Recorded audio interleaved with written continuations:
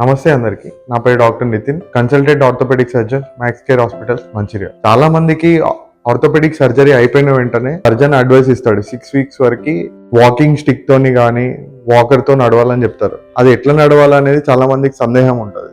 అది ఎట్లా నడవాలో ఒక 5 steps ఉంటాయి అనమాట. ఫస్ట్ నాన్ వెయిట్ బేరింగ్ అనమాట. మనం వాకర్ తో నడుస్తున్నప్పుడు మన ఆపరేషన్ అయిన కాల్ కాకుండా ఇంకో కాల్ మీద ఫుల్ వెయిట్ వేసి ఇంకో కాల్ని గాల్లో ఉంచి నడవాలన్నమాట. నెక్స్ట్ ఏంటంటే టో వెయిట్ బేరింగ్ అనమాట. మన ముని వేళ్ళు అనేది గ్రౌండ్ కి టచ్ అవ్వాలి, మిగతా అంతా గాల్లోనే ఉండాలన్నమాట. టో మీద నడవాలన్నమాట సెకండ్ స్టేజ్ లో. ఇంకో థర్డ్ స్టేజ్ లో ఏంటంటే పార్షియల్ వెయిట్ బేరింగ్ అంటారు. మన 40 to 50% వెయిట్ ఒకటే మన ఆపరేషన్ అయిన కాల్ మీద పడాలన్నమాట. అంటే మునివేళ్లతో పాటు ఆ పాదం ఇంకో 40 to 50% నేలకు టచ్ అవ్వాలి. ఇది థర్డ్ స్టేజ్ లో ఉంటది అనమాట ఆపరేషన్ అయిపోయింది. దాని తర్వాత ఫోర్త్ స్టేజ్ ఏంటంటే ఫుల్ వెయిట్ బేరింగ్ అనమాట. ఆపరేషన్ అయిన కాల్ని పాదాన్ని మనం ఆ నేల మీద 100% కాల్ని మనం నేలకు పెడతాం అనమాట.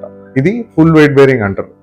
నెక్స్ట్ ఏంటంటే weight bearing at your tolerance level. అంటే మనం ఎంత వీలైతే అంత వెయిట్ ని ఆపరేషన్ అయిన కాల్ మీద వేసి నడవడం అనేది లాస్ట్ స్టేజ్ లో జరుగుతుంది అనమాట. ఈ అన్ని ఎంతసేపు జరగాలి, ఎప్పుడు మనం టో వెయిట్ బేరింగ్ చేయాలి, ఎప్పుడు పార్షియల్ వెయిట్ బేరింగ్, ఎప్పుడు ఫుల్ వెయిట్ బేరింగ్, ఎప్పుడు weight bearing at tolerance level, ఇవన్నీ ఎప్పుడు చేయాలి, ఎంతకాలం చేయాలి అనేది మనకు అయ్యే సర్జరీ ఏ విధంగా అయింది, మనకి ఎట్లాంటి సర్జరీ అయింది దాన్ని బట్టి ఉంటుంది, చేసిన సర్జరీని బట్టి కూడా ఉంటుంది అనమాట. Thank you.